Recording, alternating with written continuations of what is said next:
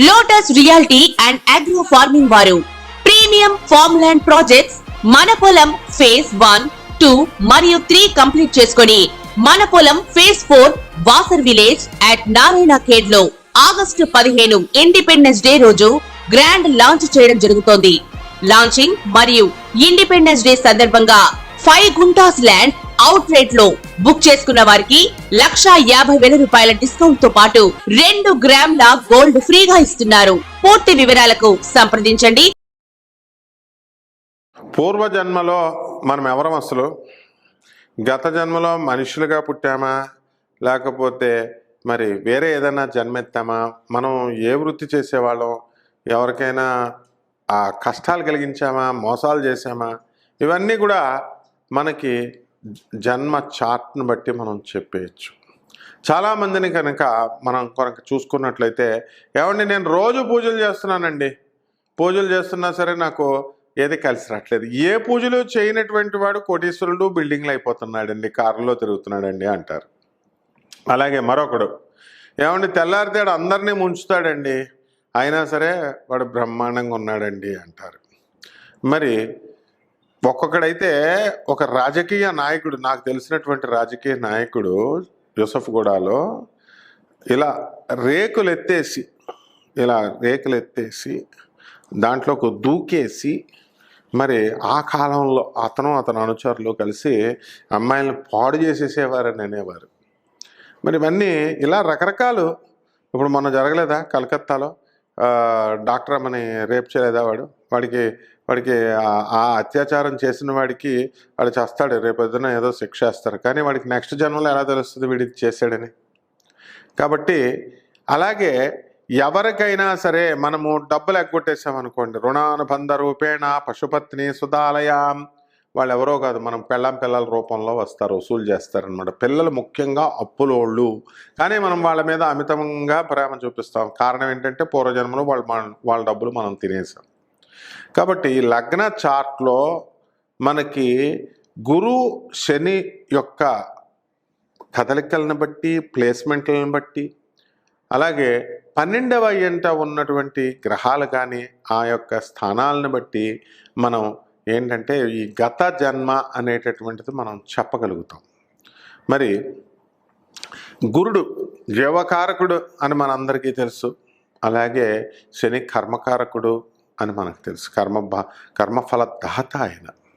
కాబట్టి ఆ శని నుంచి గురుడికి ఉన్నటువంటి స్థానాలు, లేకపోతే ఆ గురుడి దృష్టి ఈ యొక్క శని మీద ఉందా, శని యొక్క దృష్టి గురుడి మీద ఉందా, శనికి గురుడు వెనకాలన్నాడా, ముందున్నాడా, ఇలాంటి అనేకమైనటువంటి అంశాలతో 12ంట ఏ గ్రహమై ఉంది, మరి 12ంట్లో ఉన్నటువంటి గ్రహాల్లో ఏ గ్రహాలు ఉన్నాయి, ఏ రాశి అయి ఉంది 12వది, మరి ఆ ద్వాదశాధిపతి ఎక్కడున్నాడు, ఆ పంచమాధిపతి, ఆ షష్టాధిపతి ఎక్కడున్నాడు, ఇలాంటి టెక్నికల్ ఇష్యూస్ అనేకమైనటువంటివి మనం చూడాలన్నమాట. అందుకనే నాడీ జ్యోతిష శాస్త్రంలో వీళ్ళు పూర్వజన్మ ఏంటి, ఇదేంటి అని ఆ తాళపత్ర గ్రంథాల ద్వారా మనకి చెప్తూ ఉండేవారు వైద్య కోవెల్లో. మరి ఇప్పుడు కూడా అది కూడా బోగస్ అయిపోయినాయి, అగస్త్యనాడి, శివనాడి అన్నీ బోగస్ అయిపోయినాయి అనుకోండి. కాబట్టి ఈ యొక్క పూర్వజన్మలో ఎవరైతే గరుడ పురాణం క్లియర్గా చెప్పబడి ఉంది, మనం చేసినటువంటి పాపాల వల్ల, మనం చేసినటువంటి పుణ్యాల వల్ల మనకి పుణ్యాలైతే ఎలాంటి సుఖాలు వస్తాయి, ప్రతి పురాణంలో కూడా చెప్తారు. విశేషించి మనకి ఈ చెడ్డ పనులు చేస్తే ఏ జన్మలో ఈ నెక్స్ట్ జన్మలో ఏ శిక్షలు వస్తాయి అనేటటువంటిది గురు చరిత్రలో చెప్పబడి ఉంది, అలాగే గరుడ పురాణంలో చెప్పబడి ఉంది. ఇప్పుడు ఇతరులు తింటున్నటువంటి అన్నాన్ని, ధాన్యాన్ని దోచేసుకున్నాం అనుకోండి, మనం వేరే వాడి పొట్ట కొట్టామనుకోండి, నెక్స్ట్ జన్మలో మనం మిడతగా పుడతాము. అలాగే మనకి వేరే వాళ్ళ నీళ్ళ దొంగతనాలు ఉంటారు చాలామంది. బోర్ వాటర్ వేసేసి, ఇక్కడ కాలనీలోనే కదండి, మనం నీళ్ళే కదండి, ఎవరు చూడొచ్చారు, మోటార్ వేసేసుకొని లాగేసుకుంటున్నాం, అవతల వాళ్ళకి రావాల్సింది. అటువంటి వాళ్ళంతా కూడా చకోర పక్షులు అవుతారు. అలాగే ఇతరుల్ని డబ్బును మోసం చేసేస్తున్నాం వాడిని. అమాయకుడు కదండి అంటే నువ్వు కాదు మోసం చేయడం, మోసకాపింపబడినటువంటి వాడు బాగుంటాడు. నువ్వు మోసం చేసినటువంటి వాడు నువ్వే మళ్ళీ కర్మను అనుభవించాలి నెక్స్ట్ జన్మలో. కాబట్టి మోసం చేసినటువంటి వాడేం చేస్తాడు? సేవకుడుగా లేకపోతే నీ బిడ్డగా రుణానుబంధ రూపేణ పశుపత్ని సుతాలయం నీ భార్యలాగా వచ్చి నీకు కంపల్సరీ నీ దగ్గర నుంచి అనా పైసలతో మొత్తం వసూలు చేస్తాడు. ఇందులో ఏ మాత్రం సంశయం లేదు. ఇప్పుడు విద్యాదానం చేయాలా?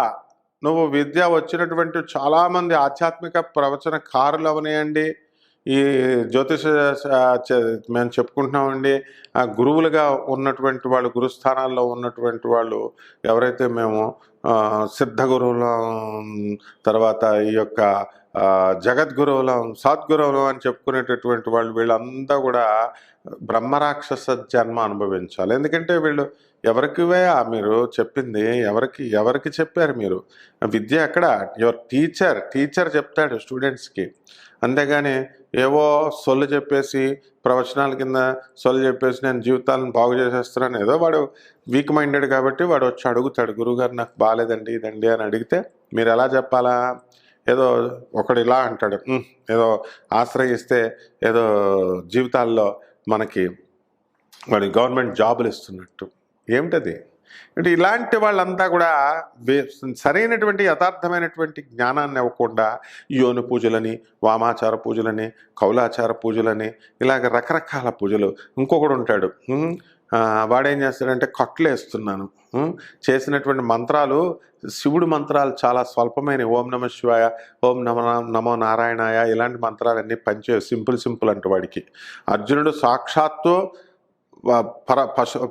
ఈ యొక్క తపస్సు చేసి ఓం నమ శివాయ అనే సింపుల్ మంత్రంతో పాశుపతాస్త్రాన్ని సంపాదిస్తే అది వీడికి సింపుల్ మంత్రం అంటాడు. మరి ఏముండాలిరా అంటే ఓం హ్రాం హ్రీం హ్రూం అనే ఏదో ఒక దేవత పేరు చెప్తాడు, వారాహి అనే, ప్రత్యంగరనో, ఇలాగా. ఈ జనాలు కూడా షార్ట్ కట్ గాళ్ళు కావాలన్నమాట. వీళ్ళకి షార్ట్ కట్ మెథడ్లలో తొందరగా పనులు అయిపోవాలి. ఇలా షార్ట్ కట్ మెథడ్స్ని ఎంకరేజ్ చేసేవాళ్ళు, అవైదిక పద్ధతుల్ని, తర్వాత ఈ యొక్క అశాస్త్రీయమైనటువంటి పద్ధతుల్ని ఎంకరేజ్ చేసేటటువంటి వాళ్ళంతా కూడా బ్రహ్మరాక్షస జన్మలు ఎత్తుతారు. రౌరవాది నరకాలకు వెళ్ళిపోవడం అనేటటువంటిది క్లియర్గా జరుగుతాయి. మరి కొంతమంది మరి మానభంగాలే చేయక్కర్లేదు. పూర్వజన్మ చెడ్డ పనులు అంటే మానభంగాలు చేసేయడం, హత్యలే చేసేయడం అన్నట్టే మన మైండ్ వెళ్తుంది. పాపం అంటే ఏం చెప్తాం మనం? పాపం అంటే దొంగతనం అని చెప్తాం, లేదా వ్యభిచారం అని చెప్తాం. ఎక్కువగా ముఖ్యంగా పాపం అని అనగానే మర్డర్లు చేయడం, బ్రాహ్మణ హత్య, ఇలాంటివి చెప్తాం. ఇప్పుడు నీ తల్లికి నువ్వు తిండి పెట్టకుండా ఉండడం, అది కూడా హత్యే నాయన. నీ తండ్రిని ఓల్డేజ్ హోమ్లో చేసేయడం, నువ్వు బాగా సఫిషియెంట్ డబ్బుండి, అది కూడా నీకు హత్యే నాయన. అలాగే నీ పెళ్ళానికి భయపడి తల్లిదండ్రులని ఎక్కడో హాస్టల్లో వేసేయడం, చెల్లుళ్ళ దగ్గర పెట్టడం, ఇవన్నీ కూడా పరమ మహాపాపాలు, పంచమహాపాపకాలు. సురాపానం ఇవన్నీ చేస్తున్నాం. ఈరోజు బాగుందండి పార్టీ, డ్రింక్ బాగుందని అంటున్నాం. నెక్స్ట్ జన్మలో దాని పర్యవసానం మనం అనుభవించాల్సిందే. మందు తాగే ప్రతి ఒక్కడు, సిగరెట్ తాగే ప్రతి ఒక్కడు, ధూమపానము, ఇవన్నీ కూడా ఎవరైతే పరస్త్రీలని ఎవడైతే పొందుతాడో అటువంటి వాడు గాడిదల్లాగా పుడతాడు. ఎవడైతే దేవుడు సొమ్ములు తినేస్తాడో వాడు కుక్కల్లాగా పుడతాడు. అందువల్లనే కుక్కల్లో ఏమవుతుంది, ఇలా దులుపుకుంటాయి. ఇప్పుడు దేవుడు సొమ్ము తినేస్తున్నామండి, చక్కగా అమ్మవారు బియ్యం ఎత్తుకుపోతున్నాం, నెయ్యి ఎత్తుకుపోతున్నాం, చీరలు దొబ్బేస్తున్నాం, బాగానే ఉంటుంది. ఇప్పుడు ప్రజెంట్ ఏం పర్వాలేదు. నెక్స్ట్ జన్మలో కుక్కలు అయిపోతారన్నమాట. కాబట్టి ఇవన్నీ కూడా గరుడ పురాణంలో క్లియర్గా చెప్పబడి ఉన్నాయి. సమస్త పురాణాల్లో ఏ అధ్యాయంలో ఏ లైన్లో ఉన్నాయో ఆ పుస్తకాలు చదవాల్సినటువంటి అవసరం మీకున్న ఏ శ్లోకాల్లో, అవేమి లేకుండా కేవలం నేను చదివేశానండి రామాయణం మహాభారతం చదివేశానంటే కుదరదు అవన్నీ కూడా. కాబట్టి ఈ యొక్క ఉన్నది లేనట్టుగా లేనిది ఉన్నట్టుగా చెప్పేటటువంటి ప్రవచనకారులు తమ సొంత ఇంటర్ప్రిటేషన్స్తో, అదే మహాపాపం. అంటే దేవుడు చెప్పింది చేయడం, చెప్పింది చేయకపోవడం కూడా మహాపాపమే. ఒక బైబిల్ అయినా, ఒక గ్రంథమైనా, ఒక పురాణమైనా, ఏదైనా సరే దేవుడు ఏదైతే మనకి చెప్పాడో దాన్ని మనం పాటించాలి. మన సొంత కవిత్వాలతో చేస్తే అది మహాపాపం. అది కాబట్టి ఈ యొక్క పురాణాలు చెప్పేటటువంటి ప్రవచనకారులు, జ్యోతిష్య పండితులు ఎవరైతే ఉన్నారో వీళ్ళంతా కూడా యథాతథంగా లేకుండా వాడికి ₹1,00,000 వేసేసాం, 50,000 వేసేసాం, మోసం చేసాం, ఫోన్లు స్విచ్ ఆఫ్ పెట్టేసాం, ఆనందం చాలా బాగుంటుంది. ఇప్పుడు తర్వాత నెక్స్ట్ జన్మలో ఎలా ఉంటుందంటే నువ్వు ఎండిపోయిన చెట్టులాగా. చెట్టు ఉందండి, గురు చరిత్రలో క్లియర్గా చెప్పబడి ఉంది. ఒక చెట్టు ఉంది, దాని మీద పక్షులు వాలట్లా, కొంగలు. చెరువులు ఉన్నాయి, ఆ చెరువుల్లో ఏ కొంగ కూడా వాడట్లా. ఏమిటండి అని నృసింహ సరస్వతి స్వాముల వారిని అడిగితే వాడు విద్యావంతుడయ్యుండి వాడు అక్రమ పద్ధతుల్లో సంపాదించాడు, ప్రజలకు కావాల్సినటువంటి న్యాయం చెప్పలేదు, వాడు విద్య ఉండి కూడా ఎవరికి ఉపదేశించలేదు, వాడు స్వార్థపరుడు. ఇటువంటి వాళ్ళంతా కూడా గ్యారంటీగా ఇలాగ అయిపోతారన్నమాట. కాబట్టి ఈ చాలామందికి భర్తలు చనిపోతూ ఉంటారు. ఎందుకండి? శృతిమించిన కామంతో గత జన్మల్లో మనం ఉన్నట్లయితే వాళ్ళకి దేనికోసమైతే నువ్వు పరితపించావో దాన్ని తీసి పడేస్తాడనమాట ఈ జన్మలో దేవుడు. Newton's third law, to every action there is an equal and opposite reaction. అందువలన ప్రతి చర్యకి ప్రతిచర్య ఉంటుంది. శ్రీరామచంద్రుడు చెట్టు చాటు నుంచి వాలిని చంపితే అదే వాలి జరుడుగా ద్వాపర యుగంలో, త్రేతాయుగంలో రాముడు చంపితే ద్వాపర యుగంలో రాముడు మళ్ళీ ఛాన్స్ ఇచ్చాడు. ఆ యొక్క వాలి జర అనే బోయవాడిగా పుట్టి శ్రీకృష్ణ పరమాత్మను చంపుతాడు. పరమ దయాళువు. అందుకనే ఆ తన ద్వారా చంపబడినటువంటి వాడు మళ్ళీ తనను చంపుతాడని తెలిసినా సరే తన శిష్యుడి కింద చేరతానంటే చేర్చుకొని వాడికి ఈ యొక్క విలువిద్యనంతటినీ కూడా నేర్పి అర్జునుడంతటి మహానుభావుని చేస్తే వాడు బాణంతో శ్రీకృష్ణుడిని చంపాడు. కాబట్టి ఈ విధంగా ఈ యొక్క పూర్వజన్మల్లో మనం చేసినటువంటి పాపాల వలన ఇవన్నీ కూడా కష్టాలు అనేటటువంటివి, సుఖాలు అనేటటువంటివి మనకు వస్తున్నాయి. అయితే ఈ కష్టాలు ఎలా పోవాలండి అని అంటే పూజలు చేసుకోవడం వల్ల పోతాయి, మంచి పనులు చేయడం వల్ల పోతాయి అని మనం చెప్పుకోవడం జరిగింది. కేవలం చాలామంది ఏంటంటే ఈ పూజల కోసం, ఈ ఉపశమనం కోసం ₹1,00,000 తీసుకొని 50,000 80,000 తీసుకొని ఇది కాదు నాయన పేదవాళ్ళకి పెట్టండి, మరి ఎవరైతే ఆర్ఫన్స్ ఉన్నారో అనాథ పిల్లలు వాళ్ళకి దానాలు చేయండి, వాళ్ళకి తిండి పెట్టండి, వార్ధక్యం ఓల్డ్ ఏజ్ హోమ్స్లో తల్లిదండ్రులు మరి అందరినీ కూడా అప్పచెప్పేసి ఏ అనాథలుగా ఉన్నటువంటి వాళ్ళందరికీ కూడా అన్నదానం చేయడం, వారికి ఆశ్రయాన్ని కల్పించడం, వాళ్ళకి వస్త్రదానాలు ఇవన్నీ కూడా చెప్పినట్లయితే, బ్రహ్మాండంగా చేసినట్లయితే వీళ్ళందరికీ కూడా పూర్వజన్మాలు చేసినటువంటి కర్మలన్నీ కూడా తొలగిపోతాయి. కేవలం పూజలు చేస్తూ కూర్చుంటేనే సరిపో. కుంకాలు, పసుపులు, అగరబత్తీలు బాగా ఈజీగా ఉన్నాయా, అవన్నీ ఒక ₹10 పెట్టేసి వేసేసి మరి నెక్స్ట్ నాకు కర్మలన్నీ పోవాలండి, వీడు కూడా ₹1,00,000 తీసేసుకొని కపట బ్రాహ్మల, కపట జ్యోతిష్కుల, కపట మంత్రగాళ్ళు వీళ్ళు చేసేసి పూజ అయిపోయింది వెళ్ళిరా, నీకు కర్మలన్నీ పోయినాయి, వీడు తీసేస్తే పోతాయి ఆ కర్మలు. కాబట్టి ఇప్పుడున్నటువంటి కాలంలో మరి జ్యోతిష పండితులు అవనియండి, లేకపోతే మంత్రగాళ్ళు అవనియండి, ఎవరైనా సరే ₹1,00,000 తక్కువ కాకుండా ఏ పూజలు చేయడం లేదు. ఈ పూజల వల్ల ఏం ఫలితాలు వస్తున్నాయి? కొంతమంది ఒక బ్యాచ్ ఉంటారు, డబ్బులు వేయించేసుకోగానే స్విచ్ ఆఫ్ ఫోన్లు. రెండో బ్యాచ్ ఉంటారు, యోని పూజలు, వామాచార పూజలు, కౌలాచార పూజలు. తర్వాత మూడో బ్యాచ్ ₹1,00,000 పట్టరా, ₹2,00,000 పట్టరా, ₹15,00,000 పట్టరా, హోమాలు చేసేస్తాం. ఎవడరా నీ గురువు? అసలు గురువుని బట్టి నీకు శాస్త్రం వస్తుంది. నువ్వు విధిని, లిఖితాన్నే మార్చేస్తావా? నువ్వు శాస్త్రాన్ని, జన్మనే మార్చేస్తావా? నువ్వు ఇంకో బ్యాచ్, నేను గురువుని, సిద్ధ గురువుని, సద్గురువుని, జగద్గురువుని, ఏకంగా ఫలానా పీఠానికి అధిపతిని, నేను శంకరాచార్యని, నడిచే దైవాన్ని. ఇవి వీళ్ళంతా కూడా కంపల్సరీ వీళ్ళంతా రౌరవాది నరకాలకు వెళ్ళిపోతారు. తర్వాత వీళ్ళు వెళ్ళిపోతారనేటటువంటి విషయం వాళ్ళకి తెలియదు. ఆ తర్వాత వెళ్ళిన తర్వాత ఇప్పుడు మనం ఈ జన్మలో ఉన్నటువంటి దేవుడి సొమ్ము తిని, ఇప్పుడు కుక్కలు కనబడుతున్నాయి మనకి, అవన్నీ కూడా దేవుడి సొమ్ము తినేస్తున్నాయి. అందుకే ఇలా దులుపుకుంటాయి. కాబట్టి దులుపుకునే ముందు మనకు అవన్నీ కూడా ముడుచుకొని పడుకున్నప్పుడు దానికి అన్నీ తెలుస్తాయి.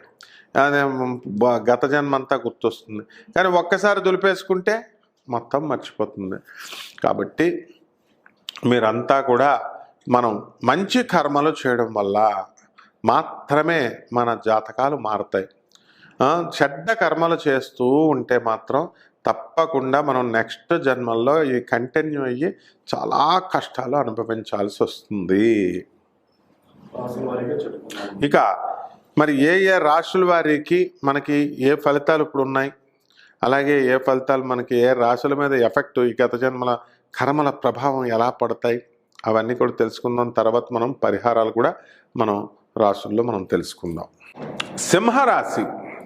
ఈ సింహరాశి వారికి ఈ జన్మలో నేను చాలా కష్టాలు పడిపోతున్నానండి గురుగారు, కలిసి రావట్లేదండి, ఎంత పని చేసినా సరే పని ఉండడం లేదండి, డబ్బులు రావట్లేదండి, డబ్బులు రాక ఒకటి బాధ అయితే డబ్బులు ఖర్చు అవ్వట్లేదండి, డబ్బులు ఖర్చు అయిపోతున్నాయండి, అసలు మిగట్లేదు, వీడేదో పెద్ద కుబేరుడు, వీడికి ఏదో లక్షల రూపాయలు శాలరీలు వస్తున్నట్టు వీడు ఖర్చు అయిపోతున్నాయండి, తాగితే అవ్వా, తింటే అవ్వా, నువ్వేమన్నా పేదవాళ్ళకి ఎంత ఖర్చు పెట్టావు? ఐఎమ్ ఆస్కింగ్ యూ ఆల్, అందరిని అడుగుతున్నాను. నువ్వు గురుడు, ఈ క్వశ్చన్ 99% మంది అందరూ చెప్తారు, ఏమంటే వచ్చిన జీతం వచ్చినట్టు ఖర్చు అయిపోతుందండి, మొత్తం వ్యయమైపోతుందండి, కనపట్లేదండి గురుగారు. నువ్వు ఎంతమంది పేదవాళ్ళకి నీ శాలరీలో అంత ఇచ్చావు లిస్ట్ రాసుకో, చూపించు నాకు. ఇవ్వవు, ఒక్క రూపాయి కూడా ఇవ్వవు నువ్వు. కానీ ఈ బాధ మరి ఎందుకు వస్తుంది అని అంటే, సింహరాశికి అధిపతి రవి.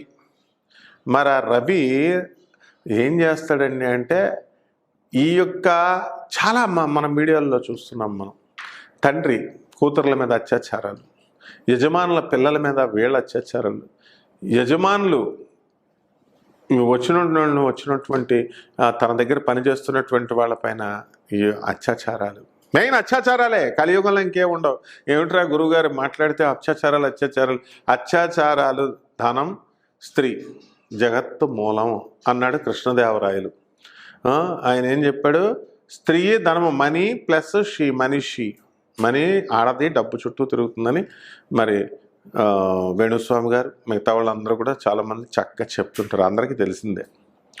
మరి వీళ్ళు మీ దగ్గర పనిచేస్తున్నటువంటి వాళ్ళు నువ్వు బిడ్డలుగా చూసుకోవాలా? నువ్వు రేపులు చేస్తే ఎట్లా, అత్యాచారాలు చేస్తుంటే ఎట్లా కామంతో?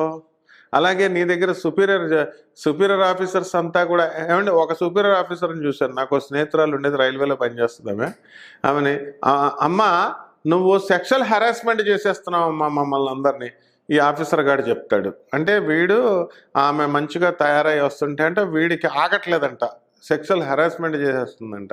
ఇలాంటి కామాంధులంతా కూడా మరి పూర్వజన్మలో ఇలాంటి కామ పనులు చేసినటువంటి, త్రాష్ట పనులు చేసినటువంటి వాళ్ళు, అధికారాన్ని అడ్డుపెట్టుకొని బలహీనుల్ని మోహించినటువంటి వాళ్ళు, బలహీనులపై అత్యాచారం చేసినటువంటి వాళ్ళు, వీళ్ళందరూ కూడా సింహరాశిలో పుట్టి నానా రకాల కష్టాలు అనేటటువంటివి అనుభవిస్తారు. అయితే మీకు డౌట్ రావచ్చు, ఏమండి బాబు సింహరాశి వాళ్ళు అందరూ ఇంతేనా అంటే, సింహరాశిలో కష్టాలు అనుభవిస్తున్నటువంటి వాళ్ళు, మంచివాళ్ళు పుడతారు, అందరూ పుడతారు, ఎవ్వడు ఇక్కడ పతివ్రత ఉండడు. పాప మూలం వల్లే మానవ జన్మ వస్తుంది. ఏదో ఒక పాపం లేదే నీకు జన్మ రాదు. ఇది శాస్త్రం వేదం చెప్పేది, కాదని నాకు చెప్పు, ఓపెన్ ఛాలెంజ్. కాబట్టి ఇటువంటి రాశిలో ఎవరైతే కష్టాలు అనుభవిస్తున్నారో, ఉద్యోగం రావట్లేదండి, మాకు ఉద్యోగం లేదండి అని బాధపడేటటువంటి వాళ్ళందరికీ కారణం ఇదే. మరి వీళ్ళకి రెమెడీ ఏమిటి? సూర్య నమస్కారాలు చేయండి, ఆదిత్య హృదయం చేయండి, నవగ్రహాల చుట్టూ దేవాలయం చుట్టూ తిరగండి, సూర్యుడికి పూజలు చేయండి, రవి జపం చేయండి, రవి స్తోత్రాలు చదవండి, రవికి కిలోంపాపు గోధుమలను ఇచ్చేయండి. ఈ సొల్లు కబుర్లన్నీ మేము చెప్తాం. అయితే ఈ యొక్క దానాలు చేసినంత మాత్రాన వస్తుందా? మొట్టమొదట నీకు కావాల్సింది ఏంటి అంటే, నువ్వు పరివర్తన రావాలా. శ్రీకృష్ణ పరమాత్మ భీష్ముడిని, ద్రోణాచార్యుడిని, కృపాచార్యుడిని, నీవులో పరివర్తన లేదు కాబట్టి తీసి పడేస్తున్నాను అన్నాడు, తీసి పారేశాడు. భీష్ముడు ఎవరికి అన్యాయం చేశాడు? కర్ణుడు ఎవరికి అన్యాయం చేశాడు? కృపాచార్యుడు, ద్రోణాచార్యుడు. అంటే చేంజ్ రాకపోతే తీసేస్తానన్నాడు. అలా పూర్వజన్మలో మీరు చేసినటువంటి కామంతో కళ్ళు మోసుకుపోయి ప్రవర్తించినటువంటి మీరంతా కూడా మారకపోతే, వీళ్ళందరికీ పరివర్తన రావాలి అంటే పేదవాళ్ళకి సేవ చేయాల్సిందే. మీరు పేదవాళ్ళకి మీరంతా కూడా దాన ధర్మాలు చేయాలి, అవసరాల్లో వచ్చినటువంటి వాళ్ళు దాన ధర్మాలు చేయాలా. ఎవరైతే పండితులు, మీరు బట్టలు దానం చేయొద్దు, పాత బట్టలు మీ అదృష్టం వెళ్ళిపోద్దని చెప్పేవాళ్ళు, తర్వాత ఈ అశాస్త్రమైనటువంటి అవైదికమైనటువంటి పద్ధతులు చెప్తూ అమ్మ పెట్టదు అడుక్కు తిననివ్వదనే చందాన్ని ఎవరైతే చేస్తున్నారో వీళ్ళు కూడా ఈ కేటగిరీలోకి వచ్చి వీళ్ళందరికీ ఏం రోగాలు వస్తాయరా అంటే మైగ్రేన్, హార్ట్ అటాక్ ఇలాంటి వ్యాధులతో చనిపోతారు. కాబట్టి మీలో పరివర్తన తెచ్చుకుంటే ఈ యొక్క పూర్వజన్మ దోషాలు తొలగిపోయి మంచిగా అవడానికి అవకాశాలు ఉంటాయి.